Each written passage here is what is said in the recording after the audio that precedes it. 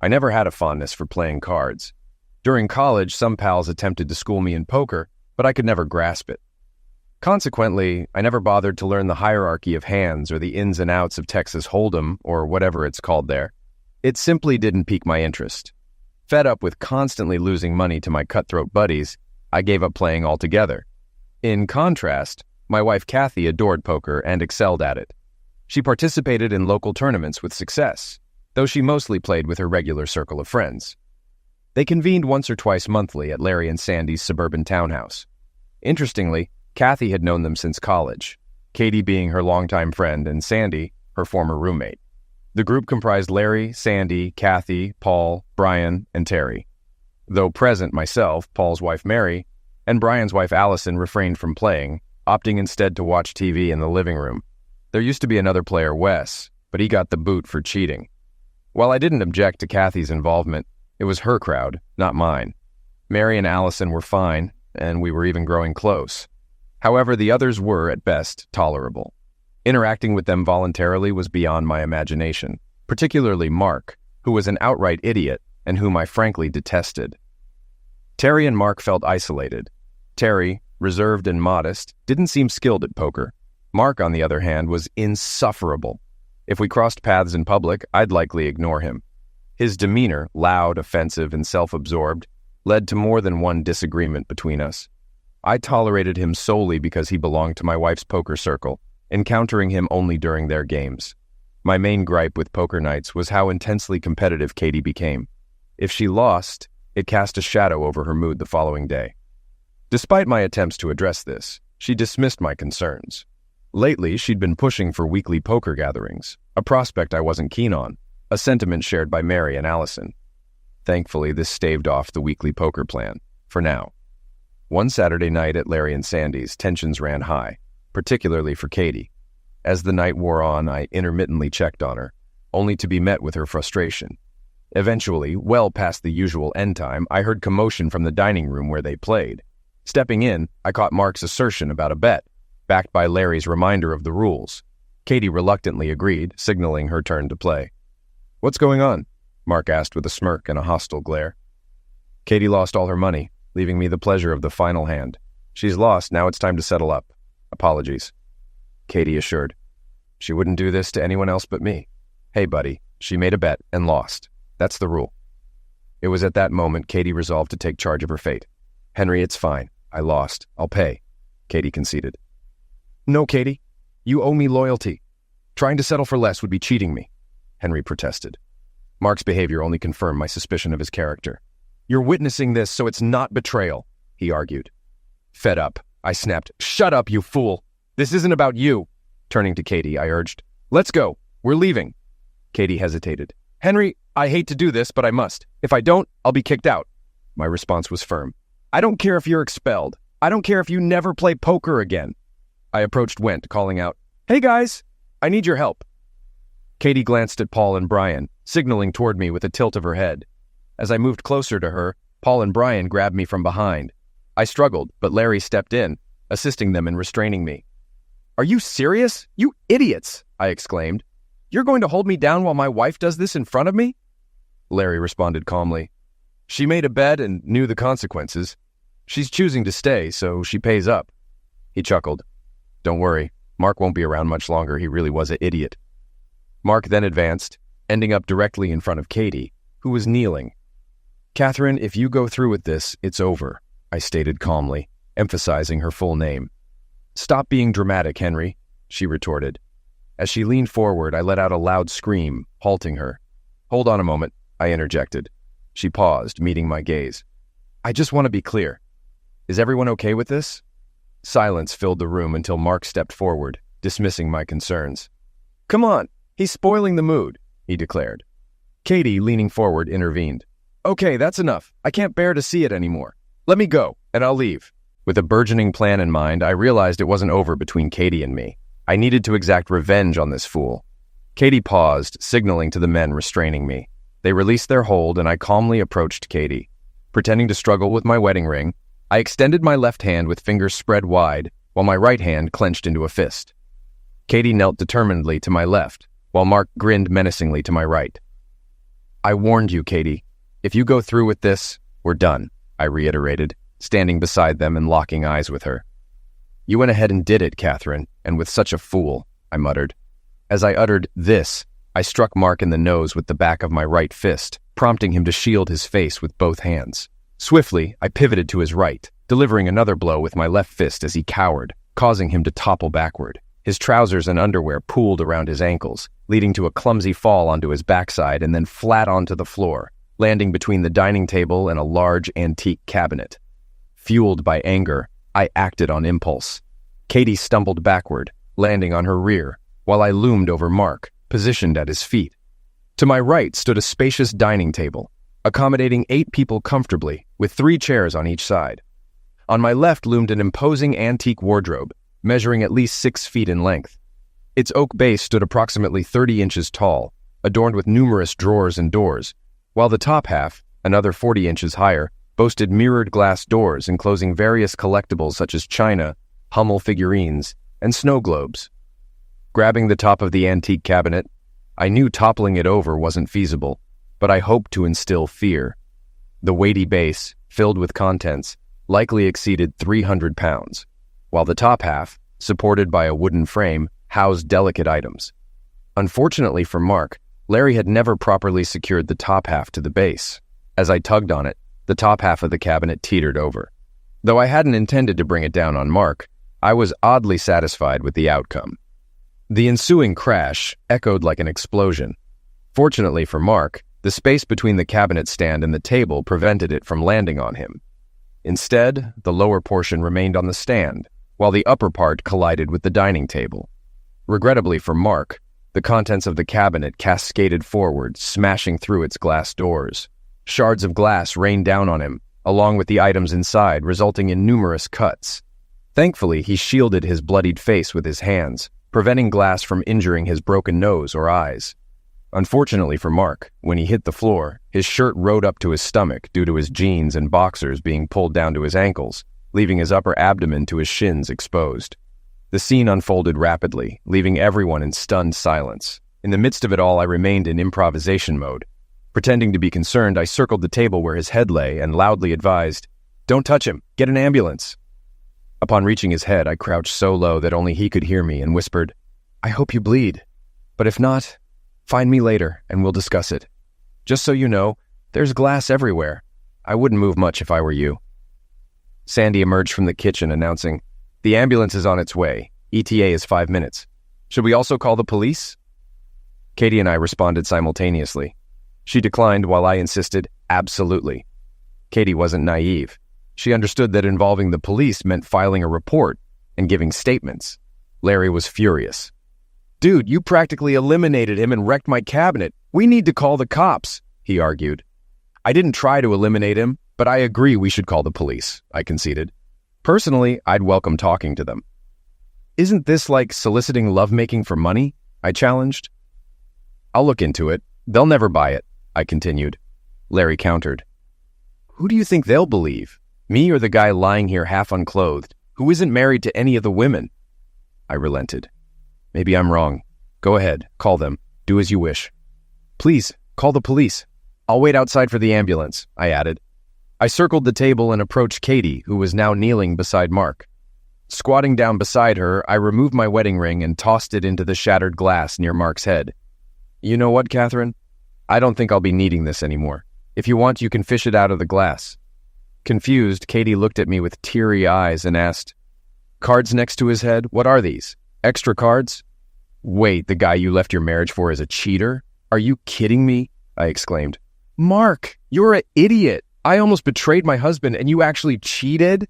There's a big difference between almost cheating and actually cheating. Deciding to address it later, I noted that Mark couldn't speak due to the shards of glass covering his face, with blood now splattered everywhere. "Stay here, Catherine.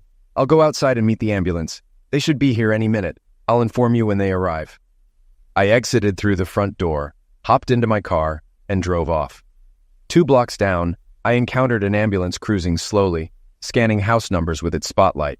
Passing by, I continued on my way home. Upon arrival, I entered the house and commenced packing, anticipating the imminent arrival of the police. Gathering a small suitcase and a couple of duffel bags, I hastily tossed in essentials. Over the next few days, I completed my packing. Just as I was zipping up my suitcase, I heard Katie enter the front door, calling out, "Henry, where are you?" Ignoring her, I proceeded to leave the bedroom with my bags. "Oh, there you are," she exclaimed upon spotting me. "Henry, what are you doing? You don't have to leave," she pleaded. "God, you know." "Uh-oh," I began, addressing Mark. "I know what you did to me, Mark. What about Larry and Brian? Or do you only target married men? And you chose to kneel down instead of settling in cash. By the way, what was the bet?" Katie interjected. "Henry, stop it." Mark was the only exception, regardless of the stakes. It was a matter of principle. I didn't intend to have lovemaking with him. Plus, you intervened. "Did I stop you? You were already getting down to business," she retorted, deflecting the question. "I managed to prevent them from involving the police and retrieved your ring from the shattered glass." "I've said it before, I don't care.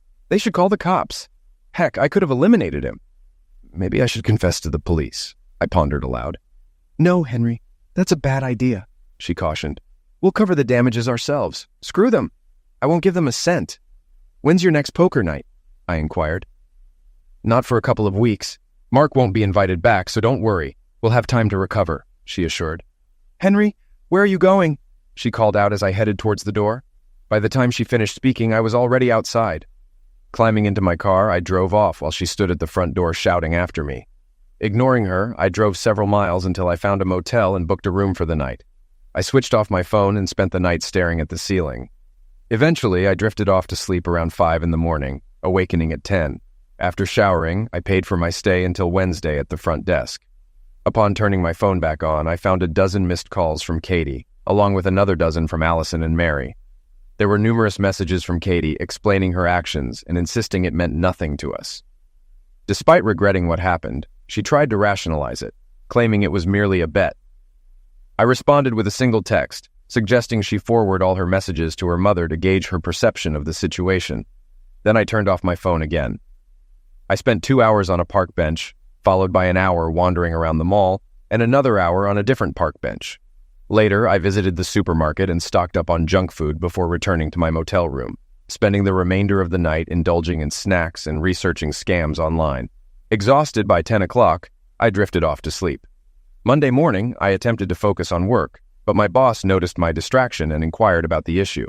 When I explained my family troubles, he suggested I take a few days off. He advised me to call on Wednesday to confirm if I needed additional time off for the rest of the week. As it was time to leave anyway, I decided to stop by the local bar and grill for a couple of beers and some better food than what I had purchased at the supermarket. Not wanting to engage with anyone, I retreated to the back of the restaurant and settled into a booth, regardless of my preference. Suddenly, 2 figures approached, neither of them the waitress. "Hey, Henry, mind if Allison and I join you?" one of them asked. I disregarded their presence and took a sip of ice water. "Are you mad at us too? What did we do?" they inquired. "Nothing. You two did absolutely nothing," I replied calmly. Mary and Allison slid into the booth across from me, with Allison speaking next. "Henry, if Mary and I didn't do anything, why are you upset with us? I know you're not keen on people playing poker with Katie, but I thought we were friends," she expressed. "I thought so too, but you didn't do anything. Seriously, you're both asking me this," I retorted sharply, keeping my voice level. "You stood by as your husband restrained me while my wife attended to another man without my consent. And you remained silent." The two of them sat in silence. "What kind of friends are you?" At one point, I looked around, pleading for someone to intervene, and you two said nothing. "I didn't think she'd actually do it," Mary confessed. "I thought it was just a dumb joke. I couldn't believe she went through with it," Allison added, expressing her remorse. "She feels awful now. She's worried you might show these messages to her mom. You wouldn't, right?" "Not yet, but I will if necessary. Everyone knows how bad the situation was. We discussed it after you left and the ambulance took Mark away. Larry and Sandy assured they wouldn't involve the police. You'll just have to cover the damages," I explained. "Listen, Mary, I'm not paying anyone anything," I declared firmly. "Larry and Sandy may have helped Katie with her apparent gambling issue, but that doesn't excuse their involvement."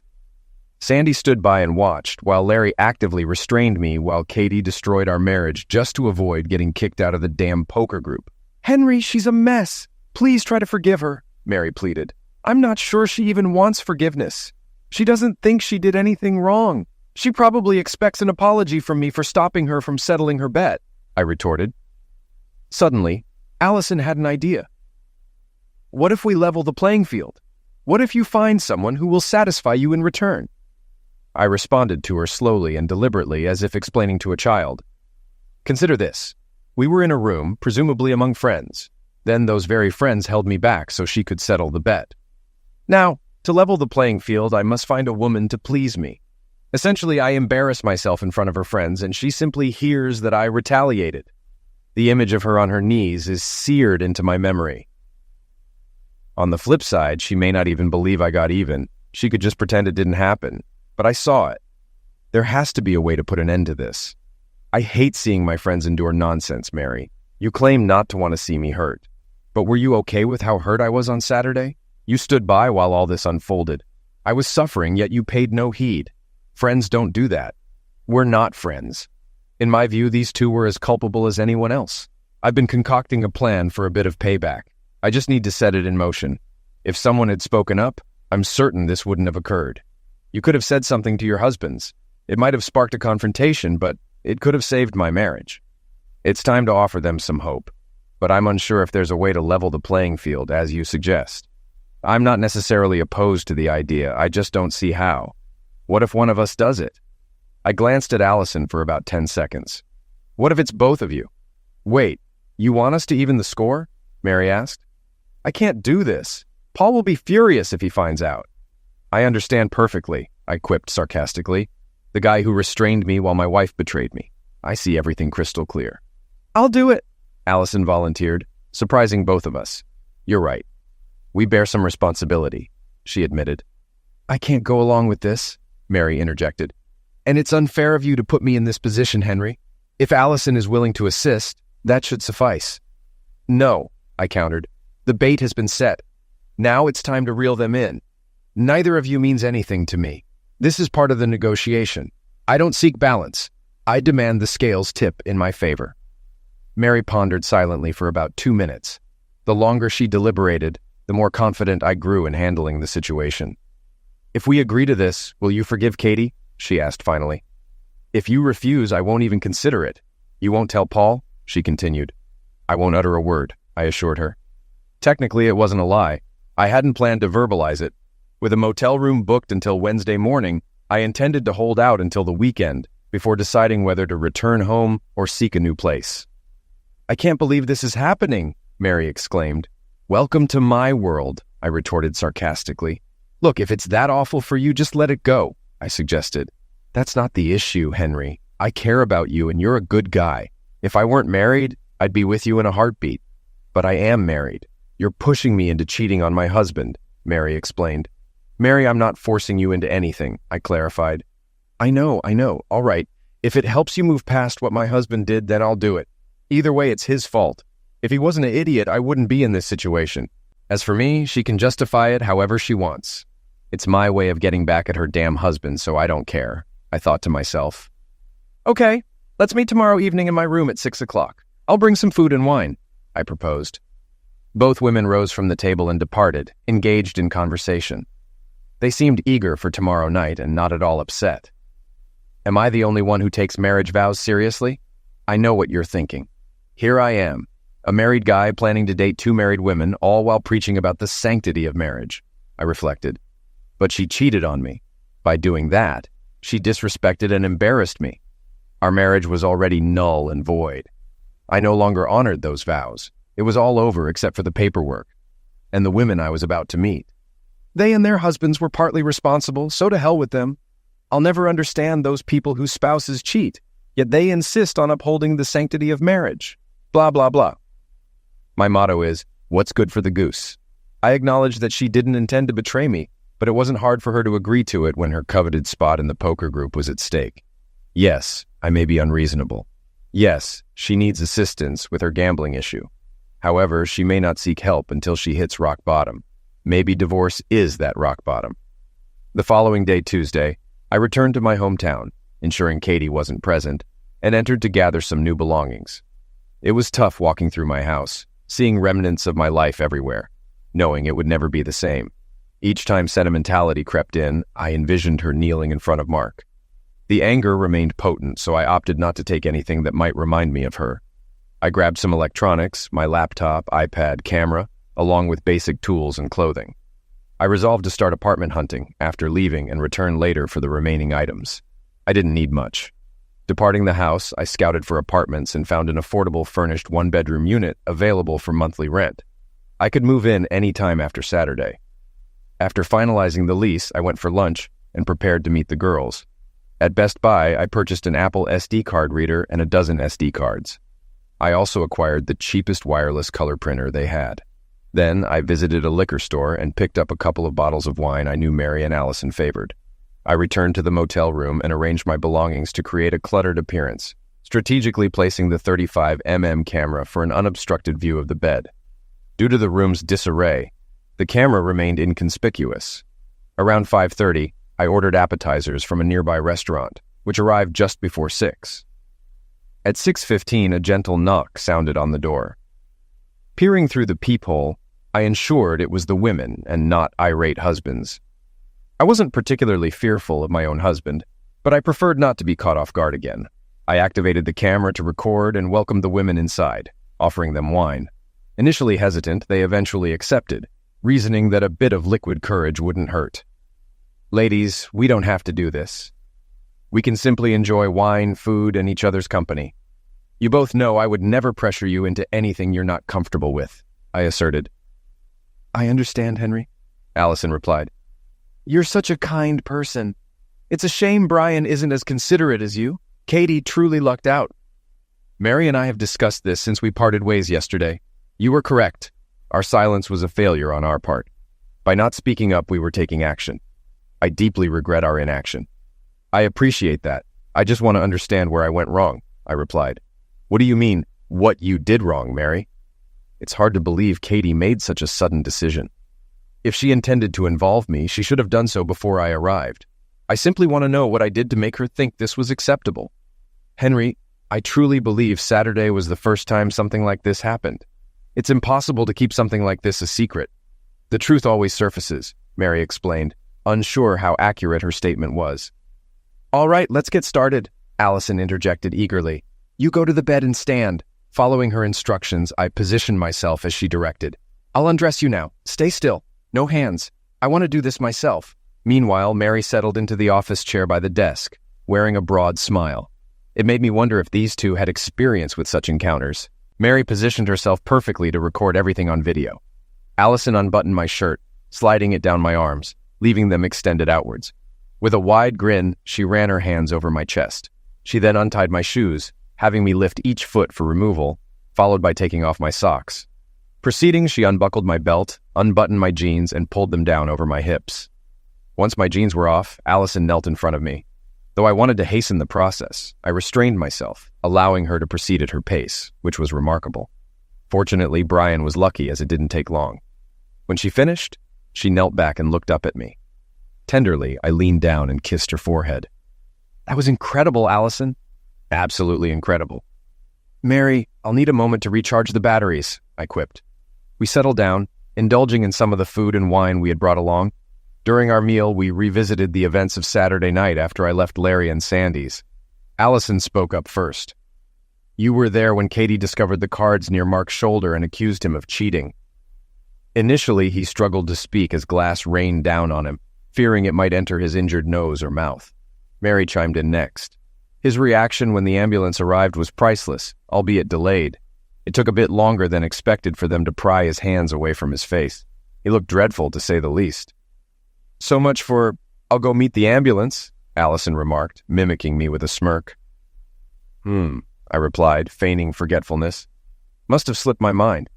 Unfortunately, he managed to pull through. Mary shuddered at the memory. Then he goes on about not cheating, claiming Katie owes him a bet and how he'll seek retribution. Blah, blah, blah, Allison added. And the blood. Oh, the blood, she continued. It was everywhere. The EMTs didn't even attempt to clean him up. They just covered him and whisked him away. Mary took matters into her own hands. Katie insisted she wouldn't settle their bet unless he could prove he didn't cheat. At this point, I interjected, so if Mark proves he's innocent, she'll still honor the bet? A significant pause followed as the girls fell silent. Then Mary resumed. I don't think there's much cause for concern right now. Are you absolutely certain? I responded. As I mentioned, Mark sustained numerous cuts all over his body. Most were minor, but he had a couple of deeper cuts on his abdomen requiring stitches. He remained hospitalized until Monday to have all the glass removed. Larry visited him at the hospital and had a conversation with him, Allison added. He was livid, threatening to not only collect the bet from Katie, but also to engage in carnal activities with her right in front of you. Mary intervened once more, stating, I highly doubt Mark will be welcome back given his cheating. However, Larry's also upset with you. He believes you're liable for the damaged curio cabinet and is frustrated that his homeowner's insurance will need to cover the hospital expenses. Additionally, he expects you to reimburse for the broken items in the cabinet. Mary, relay my message. Inform Larry and Sandy that I'll only settle for $0.10 if instructed by the judge. Legal documents and testimonies will be provided to support this. My statement will depict the situation as if I stumbled upon a full-blown orgy, and when I intervened to stop my wife's involvement, I was unlawfully restrained by Larry, Brian, and Paul. It will include the names of all participants and witnesses present.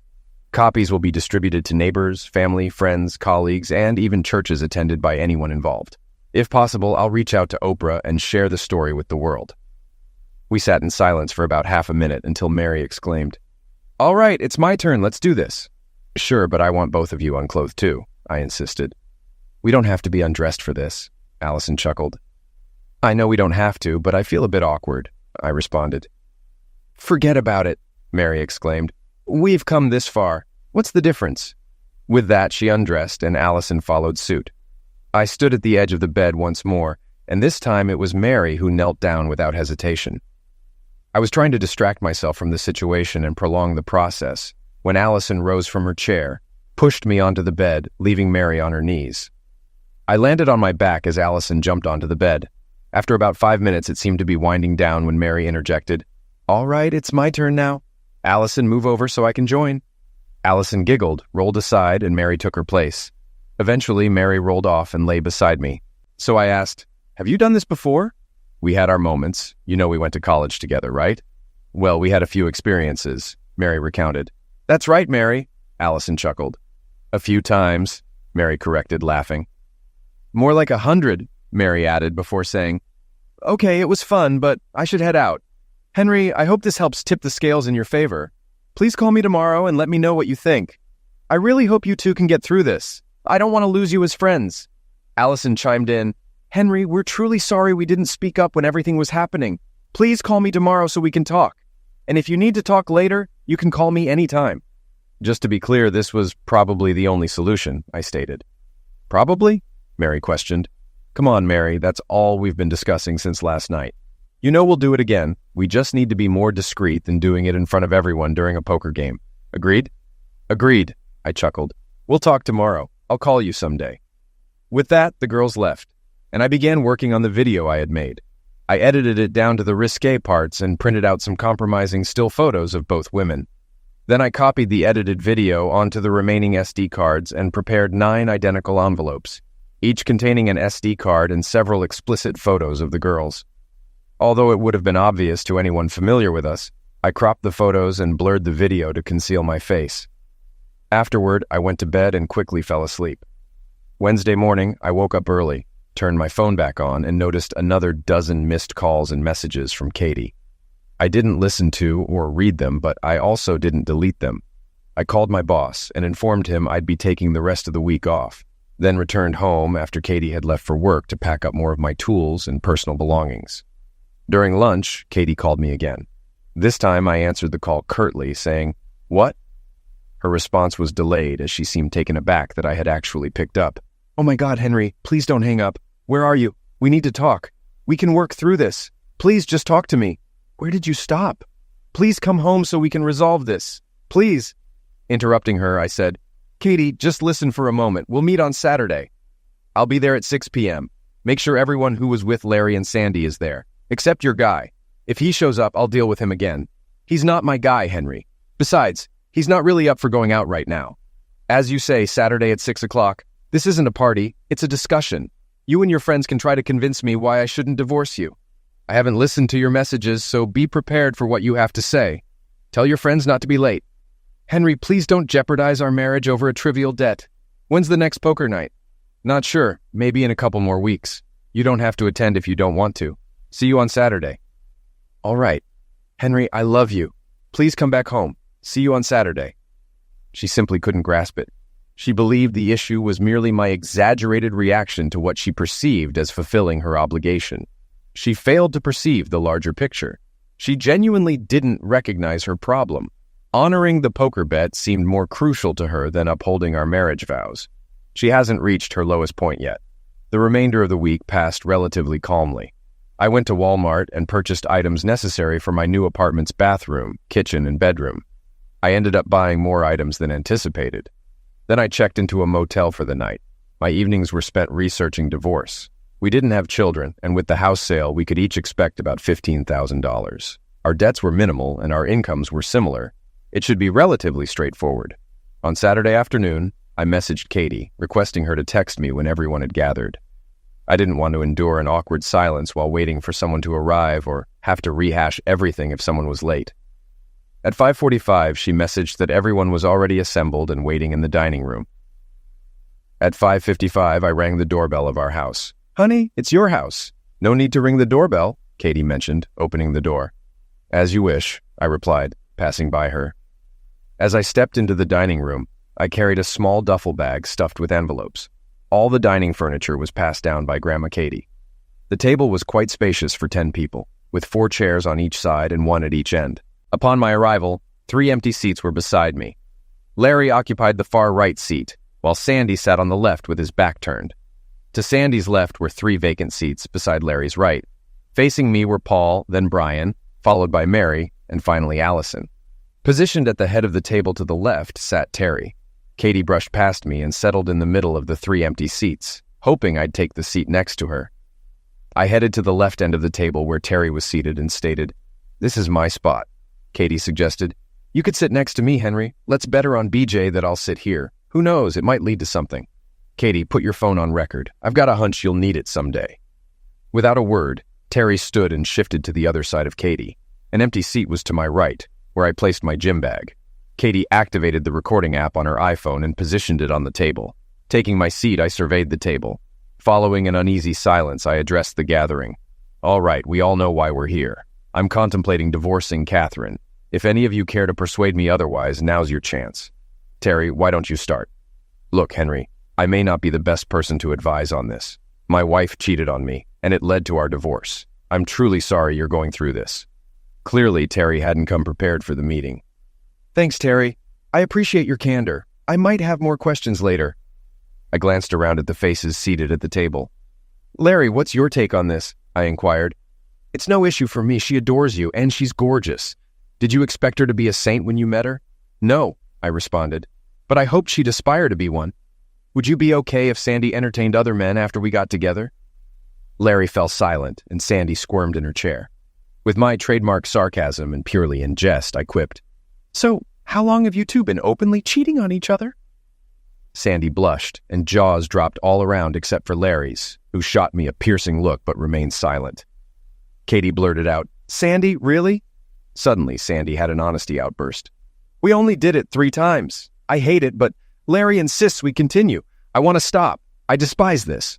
All right, Sandy, I responded calmly. Why don't you and Catherine discuss this later? You shouldn't feel pressured to do anything you're not comfortable with.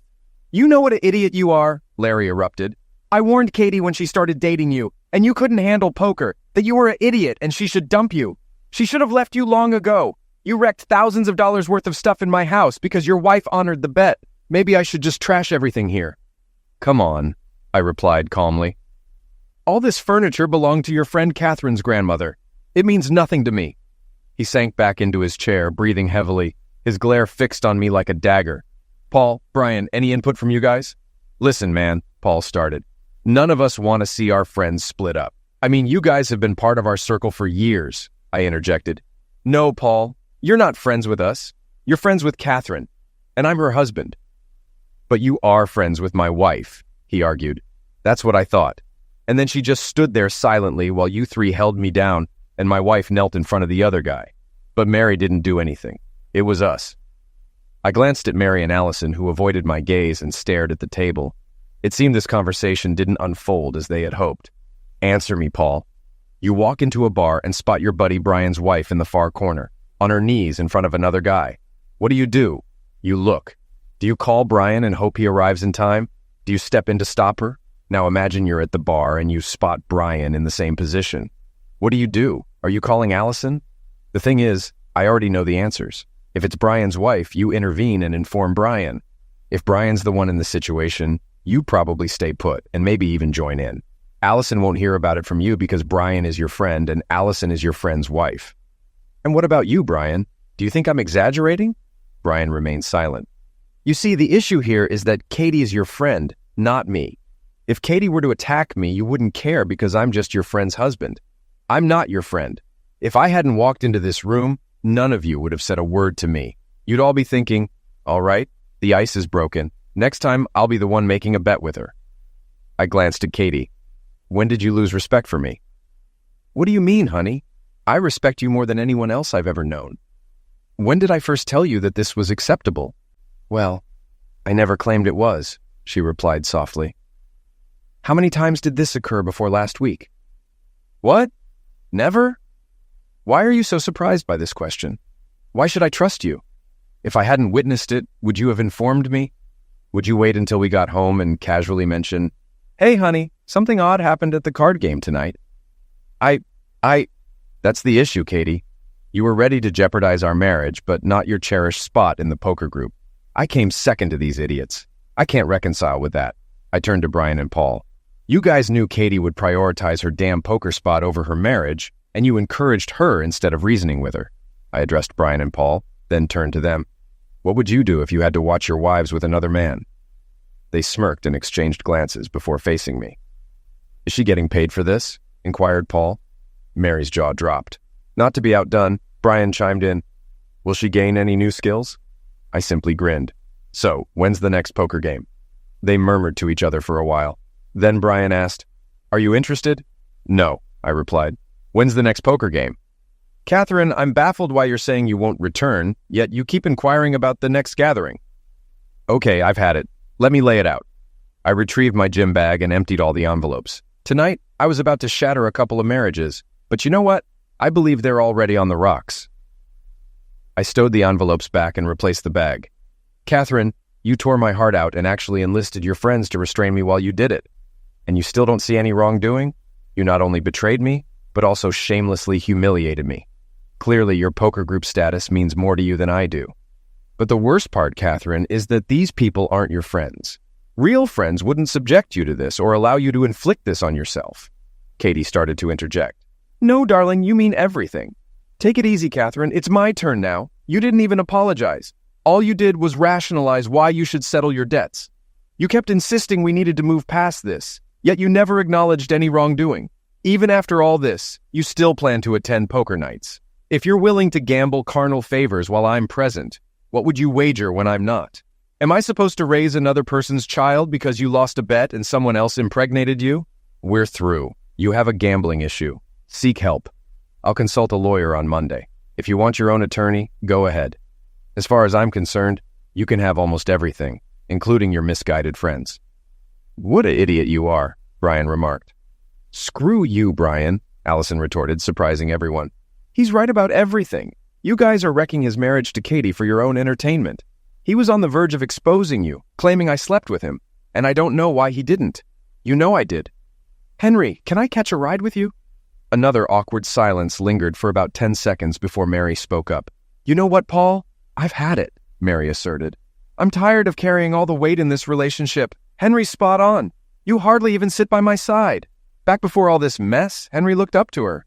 I always wished you'd treat me the way he treated her. It's the first time I've seen them not sitting together, not touching, not holding hands. It really infuriates me that you facilitated all this, Henry, she continued. Last Saturday, when it all went down, I was just as stunned as you were. I honestly thought it was some sick joke because I believe she loved you deeply. I'm truly sorry I didn't speak up then, but perhaps it's better for you to find out now, especially since you don't have children. Can I hitch a ride with you? We departed the house with Katie sobbing uncontrollably, Larry and Sandy bickering over the swing, and Paul and Brian exchanging threats of, "If you don't come home today, don't bother coming back at all." Both girls stormed out, flipping the bird. I dropped off Allison and Mary at Allison's parents' house and returned to my motel. I polished off the remaining hard drinks in the room and devoured the last of the junk food. I eventually drifted off around midnight. The divorce proceeded smoothly. We sold the house and she stashed all the furniture in storage. I got everything I desired from a surprisingly modest house. Allison and Mary split from their spouses, and the three of us maintained a friends with benefits arrangement. Katie has been silent. Frankly, I was let down. I expected her to put up more of a fight, maybe push for counseling. Clearly, marriage meant less to her than it did to me. While I never developed romantic feelings for Mary or Allison individually, the three of us grew very close. A year after the infamous incident, I found myself in the bar Katya and I used to frequent for special occasions. The divorce had been finalized 4 months prior. As I sat there nursing my beer and missing Katya, I sensed someone behind me. I kept my gaze fixed on the wall, hoping they'd leave. I really wasn't in the mood to chat and wished they'd take the hint. "Mind if I join you?" I kept my head down, focusing on my drink. "Sure, go ahead, have a seat." "A nice guy like you, I'm surprised you're here by yourself." "Well, I usually hang out with 2 wonderful friends, but they're on a double date." "Funny you mention friends. Turns out mine weren't as great as I thought. I happened upon a couple of girls who mentioned there'd be a handsome, kind-hearted guy flying solo at this bar. Figured I'd come introduce myself. I'm Katie." I chuckled and played along. "Pleasure to meet you, Katie. I'm Henry." "Why are you here alone? Celebrating something?" "No, nothing to celebrate. I'm a relationship failure. Couldn't prevent my wife from cheating, so we divorced. My 2 closest friends are with other people. And you?" "Well, maybe I'm a failure too. Had the world's best boyfriend, loved me deeply, but I hurt him terribly. Cheated, and he divorced me. Did he do what was best for him or for me? Let's start with him." "Not sure. You'd have to ask him. People say he's unhappy all the time." "And you?" "It's been tough. His divorce plunged me into the darkest period of my life. Forced me to examine myself closely. Didn't like what I found. Started dependency counseling then and have kept at it since. My husband saw it coming, tried to warn me, but I didn't listen. In that sense, divorce was probably inevitable. My dependency would have eventually eroded his love for me.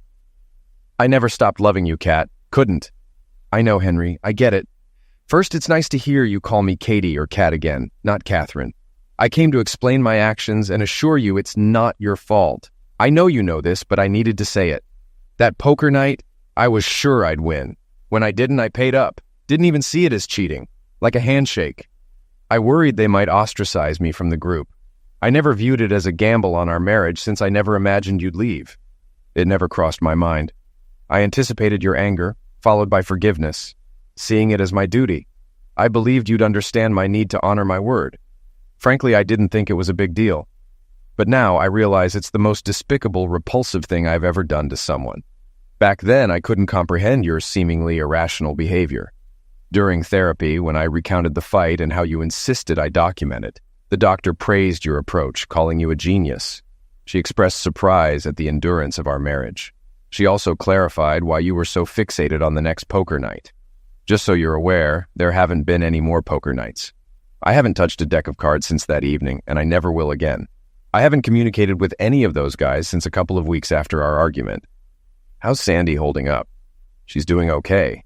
She and Larry ended up divorcing. Turns out he was a terrible idiot, and she felt too embarrassed to speak up. Eventually, she decided to leave him. Now she's dating a coworker. Henry, you were spot on about everything. I prioritized this foolish poker group over everything else. I loved you wholeheartedly, and I knew you felt the same. I was confident you'd understand and be okay with it. If these people were genuine friends, things wouldn't have spiraled like this. I couldn't resist the pull of being part of that group. Allowing that idiot Mark to do what he did makes me sick with myself. Without your actions, I shudder to think how those games would have evolved. I'm deeply sorry for all the pain I caused you. I genuinely wish you a wonderful life. You deserve it. I'd genuinely like to maintain a friendship with you, but I understand if you're not up for it. I'll leave now before I start blubbering like a child. Give me a call." Katie rose and headed toward the door. "Hey, Kat," I called after her. She paused but didn't turn back. "Yes, Henry?" Her shoulders trembled with tears. "Have you eaten dinner yet?" "No, Henry, not yet," she replied, still facing away. I rose, approached her, wrapped my arm around her shoulders, guided her head to my shoulder, and led her to the door. "Let's go grab a proper dinner." Katie and I rekindled our relationship, and a few months later we moved back in together. 9 months after that, we remarried at the courthouse, opting to keep the same anniversary date. True to her word, Katie gave up gambling entirely, even abstaining from joking bets. While some might say, once a cheater, always a cheater, I don't believe that applies to Katie. I see her actions through the lens of her dependency, understanding that it led her to behavior she wouldn't otherwise engage in. Her motives weren't to shame me or seek another partner. She was battling her dependency. The guys from the poker group remained friends, except for Terry, who distanced himself. As for Mark, I never heard from him again. It seems he chose to leave town to avoid further discussion on the matter. Katie and I maintain friendships with Sandy, Allison, and Mary. Sandy has also quit playing poker. They've all agreed to be godmothers to our son.